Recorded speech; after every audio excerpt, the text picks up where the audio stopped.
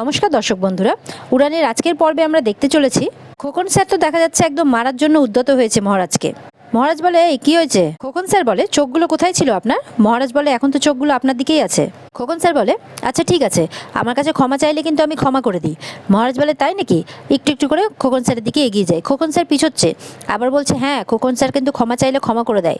তারপর মহারাজ বলে, আসুন, আর হাতটা ধরে নেয়, বলে যে চলুন, খাবারগুলো এবার তুলুন, আপনার জন্যই খাবারগুলো পড়ে গেছে, তুলুন। খোকন স্যার বলে, কখনো না, খোকন স্যারের প্রাণ থাকতে কখনো এই প্যাকেটগুলোতে হাত দেবে না। মহারাজ বলে, আচ্ছা প্রাণ থাকতে নয় তাই তো, তাহলে তো এই প্রাণটার একটা ব্যবস্থা করতে হয়। যেই হাতটা তুলতে যাবে অমনি খোকন স্যার তার সমস্ত জিনিসপত্র নিয়ে ওখান থেকে পালিয়ে যায়। তারপর মহারাজ খাবারের প্যাকেটগুলো একটা একটা করে তোলে, বলে ধুর, আমার কপালেই জোটে এগুলো সব, সমস্ত খাবারটি ফেলে দিল, আর ভাল লাগে না। এদিকে পূজা সবাইকে ডাক দেয়, খাবার বাড়ে, সবাইকে খাবার জন্য ডেকে দেয়। শিব বলে, বন্ধু তুমি জয়ামাসি আর মায়ের জন্য খাবারটা বেরো না, ওদের আজকে সারাদিন কেনাকাটার প্ল্যান আছে। পূজা বলে, আচ্ছা তাই নাকি? ওরা আজকে বাইরেই লাঞ্চ করে নেবে। পূজা বলে, ঠিক আছে। পূজা বলে, ভাই তুমি একটু মাধুরীকে ডেকে দাও তো। শিব বলে, মাধুরী? আমি তো ভাবছিলাম সে চলে গেছে। পূজা হাসে। শিব বলে, তুমি হাসছো? তুমি কিন্তু এই ব্যাপারটা একটু হালকাভাবে নিচ্ছ, এতটা হালকাভাবে নিও না। সমস্ত মেগা সিরিয়ালগুলোতে দেখায় না যে একজন তৃতীয় ব্যক্তি দুজনের মাঝখানে ঢুকলে আর বেরোতেই চায় না। পূজা এটা শুনে হাসতে থাকে। মহারাজের বাবা এসেও কথা বলতে থাকে, হাসি ঠাট্টা চলে তাদের মধ্যে। ঠিক সেই সময় মহারাজ আসে। মহারাজ এসে বলে, কি ব্যাপার বলো তো, আমি আসলেই তোমাদের মুডগুলো বিগড়ে যায় কেন? আমি আসার আগে তো বেশ ভালো হাসি ঠাট্টা করো। মহারাজের বাবা বলে, ধুর, ওরকম কিছু নয়। মহারাজ বলে, দেখো আমি কিন্তু সব বুঝি, হ্যাঁ সব বুঝি আমি। তখন প্যাকেটগুলো পূজাকে ধরায়। পূজা বলে, এমা এতগুলো আপনি আবার খাবার এনেছেন? আমি তো আবার খাবার রান্না করলাম। মহারাজ বলে, তাতে কি হয়েছে, ভালো করেছেন রান্না করেছেন, ওগুলোকে ঠান্ডা করে আপনি ফ্রিজে তুলে দিন, রাত্রের ডিনার হয়ে যাবে। এখন এটাই আমরা সবাই খাবো।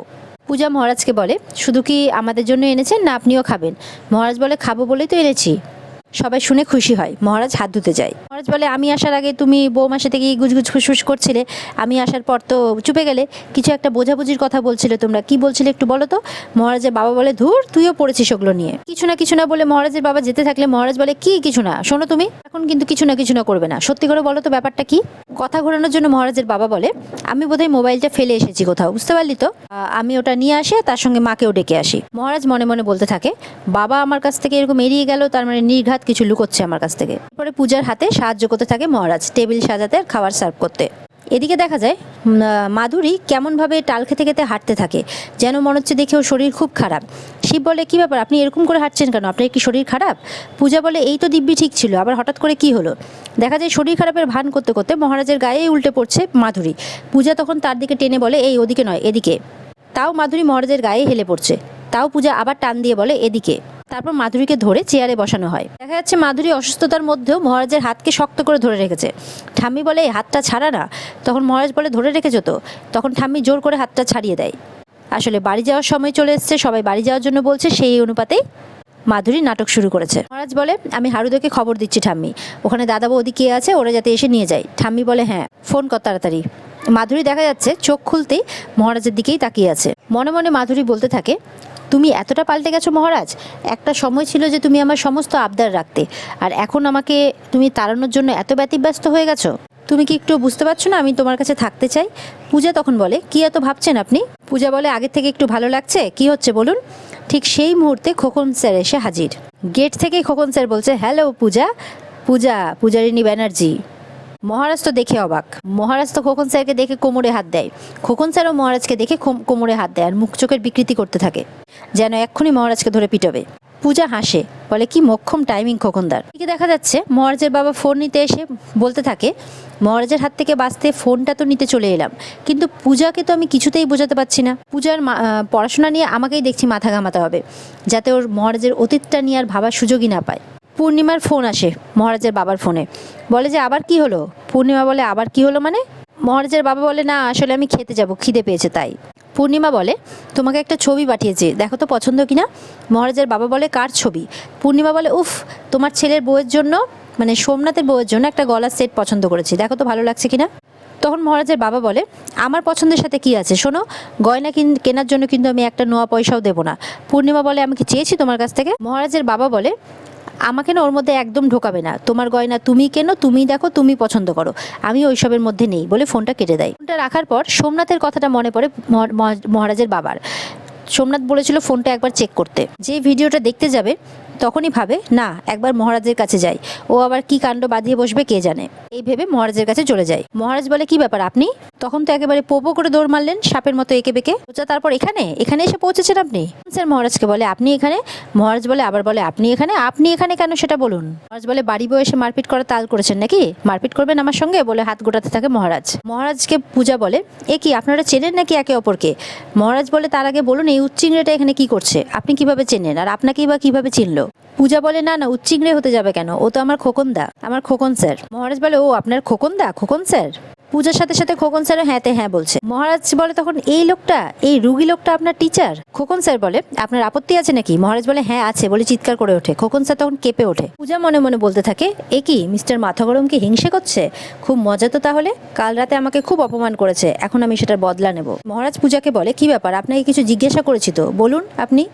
পূজা তখন বলে আপনাকে তো আমি বলেইছি উনি আমার কলেজের সিনিয়র।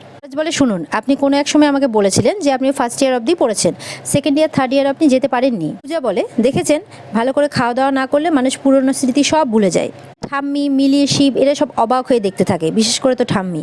মহারাজ আর পূজার মধ্যে কথা চলতে থাকলে সেখানে আবারও চলে আসে খোকন স্যার। যেই ওই বলেছে সেই আবার পেছনে সরে গেছে খোকন স্যার। বলে যে এই হোমরা তোমরা লোকটা আবার কে পূজারিনী ব্যানার্জি? পূজা বলে আমার স্বামী, আমার পতি পরমেশ্বর। তখন বলে মুখটা কেমন করতে থাকে। ওদিকে দেখা যায় ঠাম্মি কাঁচতে শুরু করেছে।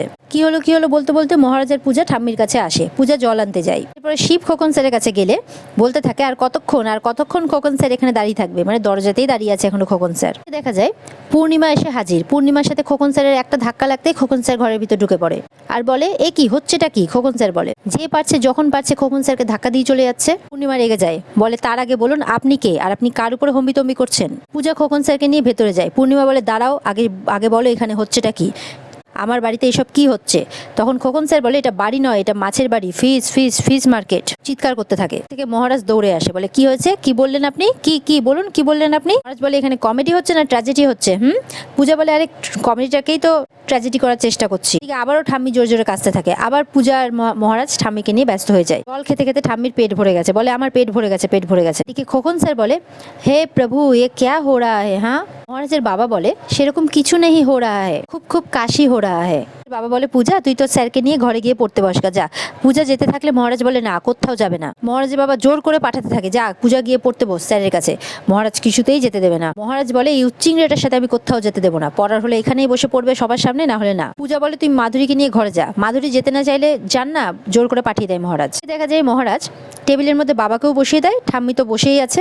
পূজা বলে এবার কি মা আর মামামও বসবে আমার আর খোকন স্যারের মাঝখানে? জয়া তো মনে মনে হাসতে থাকে। পূর্ণিমা রেগে রেগে জয়ার দিকে তাকাতেই জয়া আবার গম্ভীর হয়ে যায়। পূর্ণিমা বলে আমি না আসলে বুঝতে পারছি না, এটা অ্যাকচুয়ালি মাছের বাজার নয়, এটা সার্কাস, এখানে সার্কাস চলছে। জয়া বলে যে আসলে পূর্ণিমা ওই উচ্চিংড়ে আসলে পূজার মাস্টারমশাই একটু কেমন পড়ে আমরা একটু বসে দেখি চ না, একটু দোলনায় বসি আমরা। পূর্ণিমা বলে তোর কি মাথাটা খারাপ হয়ে গেছে নাকি? পূর্ণিমা রাজি না হলেও জয়া জোর করে বসিয়ে দেয়। খোকন স্যারকে খুব রেসপেক্টের সাথে বসানো হয়। খোকন স্যারের ঠিক পাশেই শিব বসে থাকে, এক পাশে শিব আর এক পাশে মহারাজের বাবা। শিবের পাশে পূজা আর তার পাশে ঠাম্মি। বলে আচ্ছা স্যার আপনি কি চা বা কফি কিছু খাবেন? তখন খোকন স্যার বলে শুনুন খোকন স্যারের কাছে না ওইসব পরে হবে, আমার কাছে এই বুকসটাই বেশি করে ইম্পর্টেন্ট। মহারাজ বলে কি হয়েছে কি আসল? পূজা তখন বলে বইটা আসল, তাই বললেন আর কি। পূজা বই আনতে চলে যায়। মহারাজ ঠাম্মিকে বলে বাবা তুই এখানে কি করছিস, যা না রান্নাঘরে গিয়ে একটু খাবার দাবারের ব্যবস্থা কর, বলে মহারাজকে জোর করে নিয়ে চলে যায় ঠাম্মি। মাধুরী আবারও হঠাৎ করে ঠাম্মির সামনে চলে এলে ঠাম্মি চমকে ওঠে। ঠাম্মি বলে ইস কি হয়েছে মেয়েটার, এরকম তো ছিল না, এত হ্যাংলা। মাধুরী বলে আমি একটু বসি। ঠাম্মি খুব রেগে যায়, হ্যাঁ তুমি কেন দাঁড়িয়ে থাকবে, সবাই যখন বসে আছে তুমিও বসো। ঠাম্মি বিরক্ত হয়ে যায়। পূর্ণিমা ওদিকে আরো বিরক্ত হয়। চলে যেতে থাকলে জয়া আবারও তাকে আটকে বসিয়ে দেয়। মহারাজ খাবার সার্ভ করতে করতে বলতে থাকে এত সুন্দর মাছটা জোগাড় করে দিলাম হলো না, কোথা থেকে কোন একটা উচ্চিংড়েকে জোগাড় করে নিয়ে এসছে। বই নিয়ে এসে মহারাজকে দেখাতে যায় পূজা। বলে আমি কি আপনাকে একটু হেল্প করে দেবো? মহারাজ বলে একদম না, আপনি চলুন ওখানে চলুন। তখন স্যার পূজাকে বলে please open your book, open.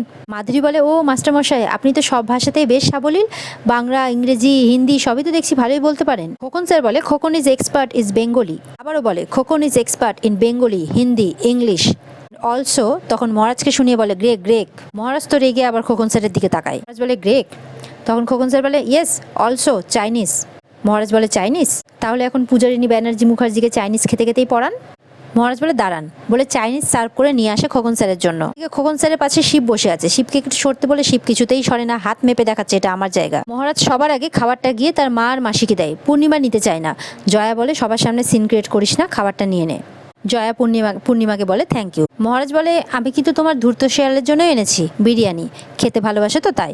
পূর্ণিমা শুনে উঠতে গেলে জয়া থামিয়ে দেয়। মহারাজের বাবা মনে মনে ভাবতে থাকে, ধূর্ত শিয়ালটা কি একটা যেন পাঠিয়েছিল আমাকে, চেক করা হয়নি, চেক করে দেখি তো একবার। পরে মহারাজ সবার জন্য একে একে খাবার সার্ভ করে নিয়ে আসছে। খোকন স্যার বলে আমার এখন খিদে নেই। খোকন স্যার এখন খাবে না। মহারাজ বলে আপনাকে খেতেও হবে না, আপনার জন্য আনিনি। সবাই হাসে, খোকন স্যার চুপ করে থাকে। পূজাকে খাবারটা দিলে পূজা বলে আমি আগে পড়িনি তারপর খাবো।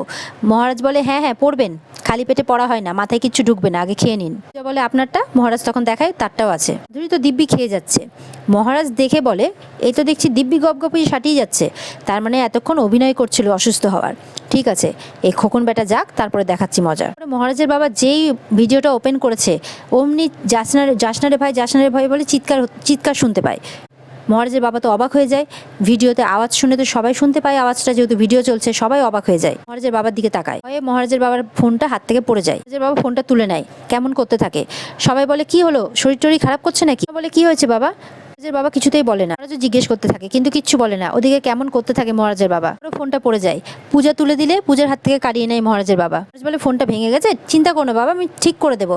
মহারাজের বাবা বলে বললাম তো আমার কিচ্ছু হয়নি। মহারাজ চিন্তা করতে থাকে বাবার জন্য, কিরকম একটা অদ্ভুত লাগছে বাবাকে। পূজা মনে মনে ভাবতে থাকে একটা কেমন চিৎকার শুনলাম ফোনে, যেন মনে হলো বাবার গলা, কিন্তু আমার বাবার গলা ওনার ফোনে কি করে থাকবে, কিন্তু চিৎকার তো আমি একটা শুনেছি। কি দেখছিলেন বাবা? পূজা খুব ভয় পেয়ে যায়। মহারাজের বাবা নিজের ঘরে গিয়ে দরজাটা লক করে দেয়। বাবা বলতে থাকে সোমনাথ জানলো কি করে? ও কি জানে যে ইঞ্জিনে আমিও ছিলাম? কিন্তু আমি তো ট্রেনটা চালাচ্ছিলাম না, ওটা তো একটা অ্যাক্সিডেন্ট ছিল। এ থেকে সবাই দরজা ঠকঠক করতে থাকে।